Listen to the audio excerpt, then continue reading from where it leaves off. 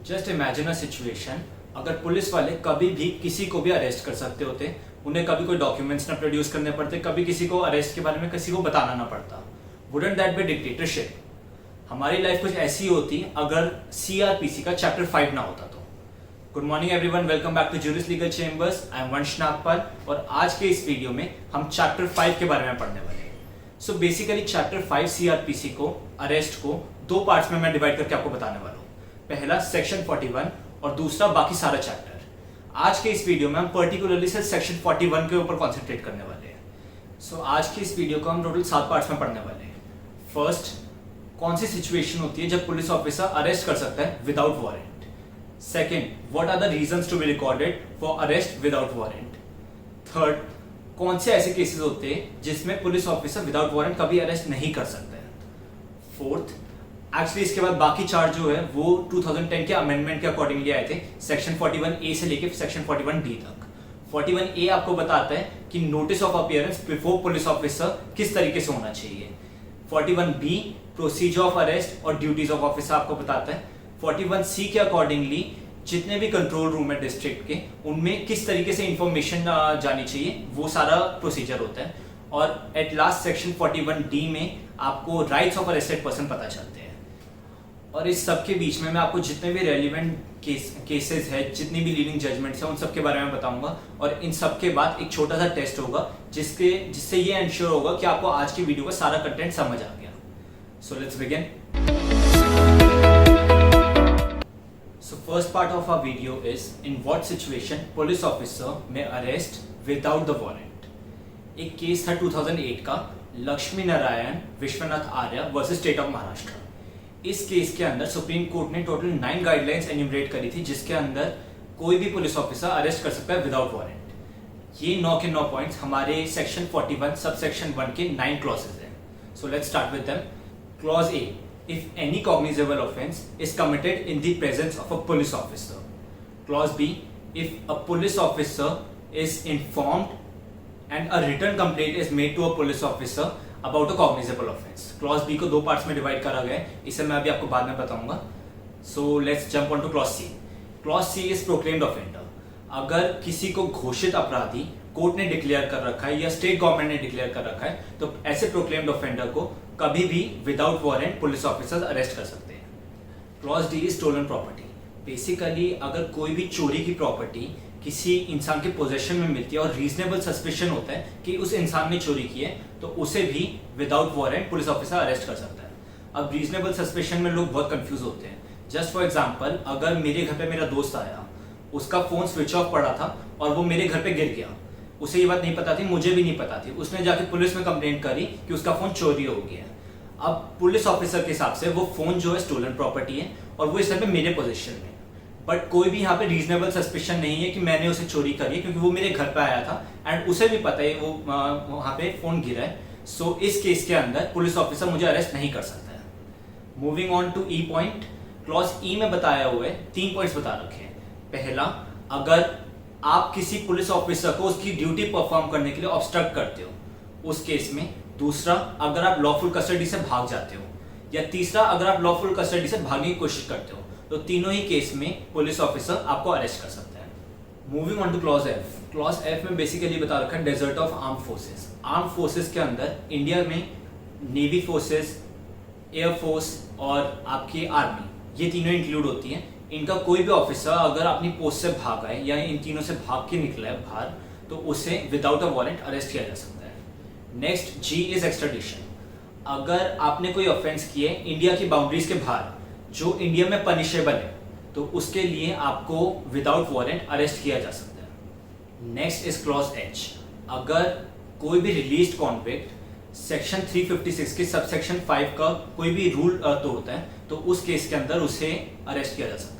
What is section 356 और उसका subsection 5 क्या कहते हैं? सेक्शन 356 का सबसेक्शन 5 ये बोलता है कि अगर कोई भी रिलीज्ड कॉन्विक्ट बाहर जाता है, अपना घर चेंज करता है या अपने घर से कहीं बाहर जा रहा होता है, तो उसे इन्फॉर्म करना पड़ता है। अगर कहीं वो भागने लगता है, तो उसे अरेस्ट किया जा सकता है without a warrant. This is bit of unfair, क्योंकि अब वो कॉन्विक्ट रिलीज हो चुका है, उसकी सजा पूरी हो चुकी है, but still this is the rule. Next clause I is requisition. अगर आपको किसी एक एरिया का ऑफिसर किसी दूसरे एरिया के ऑफिसर को रिक्वेस्ट करता है किसी और आदमी को पकड़ने के लिए, तो दूसरे एरिया का ऑफिसर पहले एरिया के ऑफिसर की रिक्वेस्ट पे उस आदमी को पकड़ सकता है। बट अगेन कंडीशन इज, जो पहले एरिया के ऑफिसर ने रिक्वेस्ट की थी उसके पास कोई रीजनेबल ग्राउंड होना चाहिए ये बोलने के लिए कि उसे पकड़ो। ये रिक्वेस्ट ओरली भी करी जा सकती है और रिटर्न फॉर्म में भी करी जा सकती है। Moving back to clause B, clause B में 2010 के अंदर एक अमेंडमेंट आया था। ग्रेविटी ऑफ नेचर को देखते हुए हमें ये देखना होता है कि अरेस्ट करने की चांसेस ज्यादा है या कम है। अगर ऑफेंस ज्यादा सीरियस नेचर का होता है तो ऑब्वियसली अरेस्ट करने के चांसेस भी ज्यादा होते हैं। अगर ऑफेंस कम सीरियस नेचर का होएगा तो चांसेस भी कम होंगे अरेस्ट करने के लिए।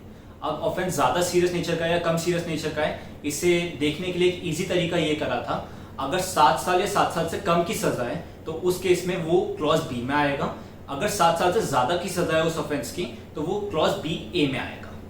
Next part is reasons for arrest. Total 5 reasons होते हैं जिनके लिए अरेस्ट करा जाता है। पहला, for the proper investigation. Second, to prevent further commission of any offence. Third, to prevent tampering of evidence. Fourth, to prevent inducement, threat और promise made to any witness. And fifth, to ensure the presence in the court. As an advocate अगर आप ये prove कर देते हो कि आपके client को इन 5 ही रीजंस की वजह से अरेस्ट नहीं करना चाहिए, तो कंग्रेचुलेशन, आपके क्लाइंट को बहुत जल्दी बेल मिलने वाली है। बेल के और भी बहुत सारे रीजंस होते हैं, अभी मैं आपको इस वीडियो में बेल के बारे में नहीं बताने वाला आगे। मूविंग ऑन, सेक्शन 41 सबसेक्शन 2 ये बोलता है कि अगर कोई भी नॉन कॉग्निजेबल ऑफेंस के लिए कोई भी police officer without warrant arrest नहीं कर सकता किसी भी केस में। वेल, इसकी एक एक्सेप्शन होती है, वो मैं आपको वीडियो के पार्ट 2 में बताऊंगा। Next is section 41A। Basically section 41 ये बताता है the conditions of a notice to appear before police officer. कभी भी कोई कॉग्निजेबल ऑफेंस के लिए अगर रिटर्न कंप्लेंट होती है तो पुलिस ऑफिसर एक्यूज को नोटिफाई करता है, उसे नोटिस देता है, उसमें डेट और टाइम वो बोलता है, इस टाइम पे आपको यहाँ पे पुलिस स्टेशन में आके हमारे सामने अपीयर होना पड़ेगा। अगर एक्यूज उस टाइम पे अपीयर नहीं होता, वो नोटिस की कंडीशन से कंप्लाई नहीं करता है, then he can be arrested by a police officer. Before we move on to section 41B, procedure of arrest and duties of officer. अगर आप ये वीडियो किसी कॉम्पिटिटिव एग्जाम के लिए देख रहे हो या फिर आप अपने सेमेस्टर एग्जाम्स के लिए देख रहे हो and you are not mentioning the case of DK Basu versus state of West Bengal 1997, then you're definitely going to lose your marks. So basically this is one of the landmark judgments, one of the most important judgments of arrest. DK Basu के अंदर क्या हुआ था, state of West Bengal के अंदर एक PIL file करी गई थी। वहाँ के लोगों ने बोला था कस्टोडियल डेथ्स और टॉर्चर का रेट जो है बहुत ज़्यादा बढ़ चुका है पुलिस के द्वारा। और इसमें एक और चीज़ बोली गई थी कि पुलिस अपनी आर्बिट्ररी पावर का यूज़ करती है और उसे गलत तरीके से यूज़ करती है। तो बेसिकली सुप्रीम कोर्ट ने इसमें टोटल 11 गाइडलाइंस इशू करी थी अरेस्ट से रिलेटेड। सेक्शन 41B में टोटल 3 पॉइंट्स हैं और वो तीनों के तीनों इसी से रिलेटेड है। पहला, जो भी ऑफिसर अरेस्ट कर रहा होगा उसे एक विजिबल और क्लियर बैच पहनना होगा जिसमें उसका नाम क्लियरली विजिबल होना चाहिए और उसकी रैंक क्लियरली विजिबल होनी चाहिए। Second, they talk about MOA, not memorandum of association. MO is memorandum of arrest, इसे अरेस्ट मेमो भी बोलते हैं। बेसिकली अरेस्ट मेमो हमेशा साइन कराना जरूरी होता है किसी एक विटनेस से, किसी के सामने भी, जिसके सामने भी अरेस्ट किया जा रहा है पुलिस ऑफिसर के द्वारा, पुलिस ऑफिसर को कोई फैमिली मेंबर को विटनेस बनाना जरूरी होता है। अगर फैमिली मेंबर नहीं होता तो सोसाइटी के किसी भी मेंबर को विटनेस बनाना जरूरी होता है। MOA पे जो भी अरेस्टी होता है उसके क्रॉस साइन होता है, जिसे अरेस्ट किया गया होता है उसके क्रॉस साइन होते हैं। थर्ड क्लॉज ये बताता है कि अगर किसी फैमिली मेंबर को इन्फॉर्म नहीं करा गया है तो इस केस के अंदर अरेस्ट करने के बाद पुलिस ऑफिसर अपना फोन से या फिर किसी और तरीके से अरेस्टी के फैमिली मेंबर को अरेस्ट के बारे में इन्फॉर्म करे और ये बताए कि वो कौन से थाने में है या कहाँ पे उसे अरेस्ट करके रखा गया है। Next is section 41C, control room at district. आज की डेट में स्टेट गवर्नमेंट के हर डिस्ट्रिक्ट में कंट्रोल रूम है। सो बेसिकली कहीं पे भी अगर कोई अरेस्ट किया जाता है, पुलिस ऑफिसर की ड्यूटी है कि इमीडिएटली कंट्रोल रूम में उसके बारे में इन्फॉर्म करें, किस बंदे को अरेस्ट किया गया है, किस ऑफेंस के लिए अरेस्ट किया गया है और किस ऑफिसर ने अरेस्ट किया, उस ऑफिसर की रैंकिंग क्या है। ये सारी इन्फॉर्मेशन कंट्रोल रूम में होती है। कंट्रोल रूम बेसिकली जो स्टेट का कंट्रोल रूम होता है वहाँ पे ये सारी इन्फॉर्मेशन ट्रांसफर हो जाती है और ये सारा आपको ऑनलाइन साइट पे दिख सकता है। Last but not the least, section 41D। Basically, Section 41D talks about rights of an arrested person to meet the advocate of his choice. कोई भी इंसान जिसे अरेस्ट करा जाता है ये उसका राइट है कि वो अपनी मर्जी के एडवोकेट से मिले। Jogendra Kumar versus state of UP 1994 का एक बहुत इंपॉर्टेंट केस है जिसके अंदर सुप्रीम कोर्ट ने ये बोला था, under article 21 and article 22 it is the fundamental right of an arrestee to meet the advocate of his choice while in custody. अब मैं आपको एक छोटा सा टेस्ट देने वाला हूँ। अगर आपको आज की वीडियो समझ आई है so do attempt these questions. ये 2 हाइपोथेटिकल क्वेश्चंस है और इनके आंसर आपको डिस्क्रिप्शन में मिल जाएंगे। So first question is, x एक पुलिस ऑफिसर अगर दूसरे पुलिस ऑफिसर वाई के रिक्वेस्ट करने पे एक लेमैन ए को पकड़ता है एंड लेटर टर्न्स आउट कि वो अरेस्ट जो है अल्ट्रा वायर्स है, गलत अरेस्ट है, तो इस केस के अंदर who will be accountable? X जिसने पकड़ा था या वाई जिसने रिक्वेस्ट किया था या दोनों, या जो भी आंसर आपका, just give the explanation for the same. And दूसरा क्वेश्चन ये है, क्लॉज 3 और सेक्शन 41B ये बोलता है कि अरेस्टेड पर्सन के पास राइट होता है अपने फ्रेंड या फैमिली मेंबर को इन्फॉर्म करने का सिर्फ तब जब उसके किसी फैमिली मेंबर ने MOA पे, मेमोरेंडम ऑफ अरेस्ट पे साइन नहीं किया होता।